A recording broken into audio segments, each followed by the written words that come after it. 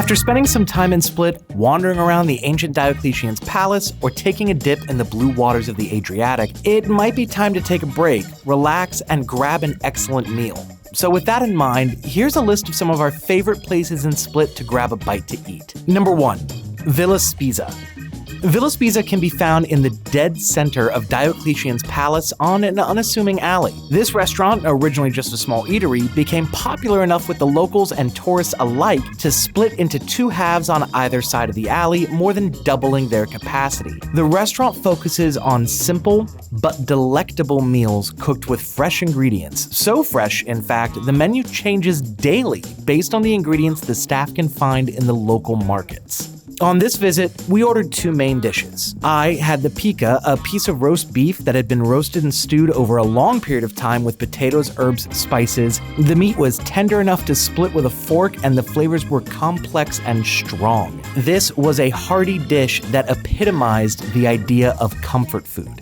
Kat had the looming, which was a grilled farmed sea bass. This was a very straightforward dish. It was super fresh fish, olive oil, a little lemon, salt, pepper, and heat. The fish was cooked perfectly, the flavors were nuanced, and the dish was delightfully uncomplicated. Both dishes were 120 kuna a piece, which was about $16 USD or $32 total at the time of filming. This places it on the approaching higher range of prices in Split, but trust me, the meal was and is totally worth it. I will say though, recommending Villa Spiza is both easy and kind of hard. Hard because the dishes we had and just showed might not be on the menu when you go. It all depends on the day. But easy because every time we went there, we had something new and we were never disappointed.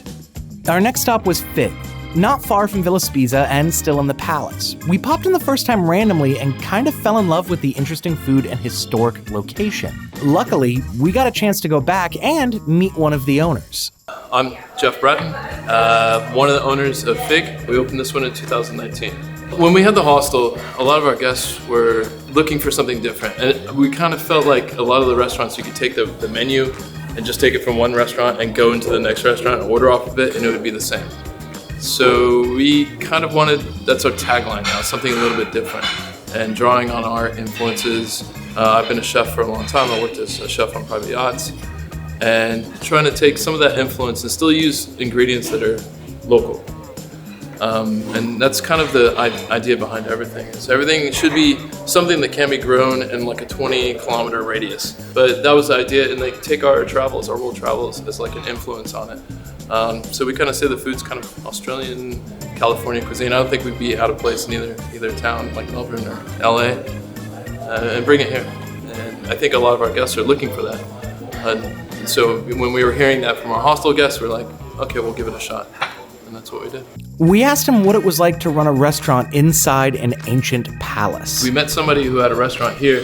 They weren't doing that great. They were looking for somebody to sort of take over. And we were doing really well. And we talked to him and we said, it looks good, but we were a little bit nervous because it's such it's a UNESCO Heritage Site. So we were like serving burritos on a UNESCO Heritage Site. Is that cool or is it not? It ended up actually being a really good combination, like for our breakfast service and stuff. It's just this vibe to it. It's really cool. We came in here, we saw it, we loved it, and we're like, yeah, let's do it. And it turned out really well. Then we got to the food. We ordered 4 dishes in total at Fig. Let's start with the appetizers. First were their sweet potato fries with roasted peanuts, house-made sriracha, and garlic mayo. This was probably Kat's favorite. I'm just going to be full eating this. There's nothing else. Oh, peanuts too. They put peanuts on it, honey.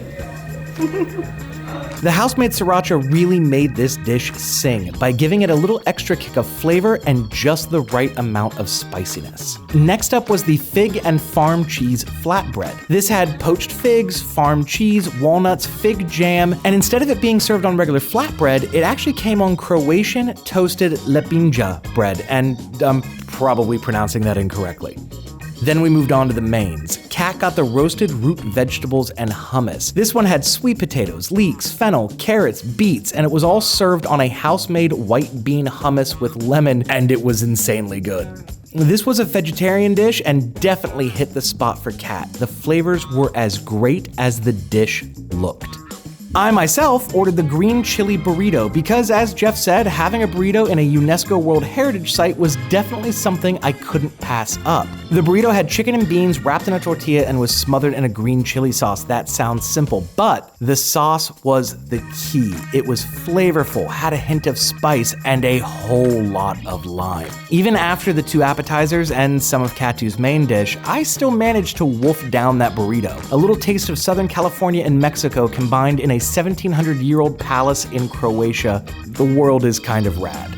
We finished the night off with 2 cocktails. They're perfectly crafted fig sour, similar to an amaretto sour with fig and cinnamon spice, as well as their waking up in Hvar. The first gin drink I think Katu and I have ever actually enjoyed. It almost had a grapefruit flavor to it without actually having grapefruit in it. It's fantastic. Now, I will say, Fig is about mid-range for prices in Split. Our meal of 2 appetizers, 2 mains, and 2 cocktails came out to 450 kuna, which is about $63 US at the time of filming. But adding up the quality you get, as well as the location you enjoy, it definitely gives you plenty of value for your coin. We cannot stress this enough. If you end up in Split, make sure you end up in Fig. And if you go, tell Jeff we said hi. For stop number 3, we wanted something traditional to the Dalmatian region of Split, and what better place than a Konoba, a Croatian-style tavern usually decorated with wood beams and chairs, and specializing in traditionally cooked meals. Our adventures took us to Konoba Varoš, located just in between the residential Old Town and the tourist palace. We ordered 2 dishes. Kat had the grilled scampi, grilled shrimp on skewers placed over a surprisingly flavorful rice dish. Seriously, the shrimp was excellent, but the rice was kind of astounding. I, however, had the pasta cotta with potato dumplings, which is very similar to gnocchi.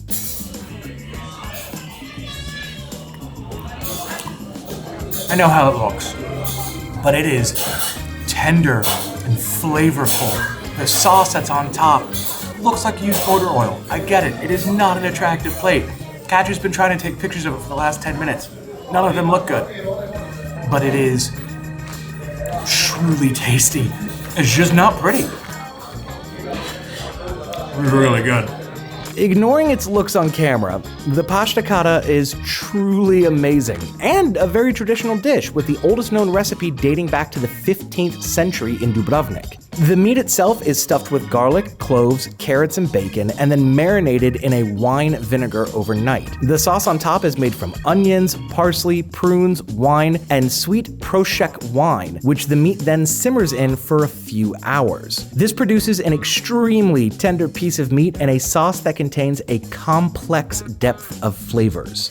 And also a dish that on camera does not look like something you should eat, but you should, any chance you get. It is marvelous. Now, Konobas are normally lower priced restaurants, but Konoba Varoš is definitely on the higher end, with our meal of 2 mains, a beer, and a wine coming out to 388 kuna, which is around $54 US. However, while there are cheaper places to eat in Split and other places to order the pasta cotta, I can say you will not go wrong heading to Konoba Varoš. Speaking of cheap eats though, we do want to cover 2 other items that are not like the others on this list.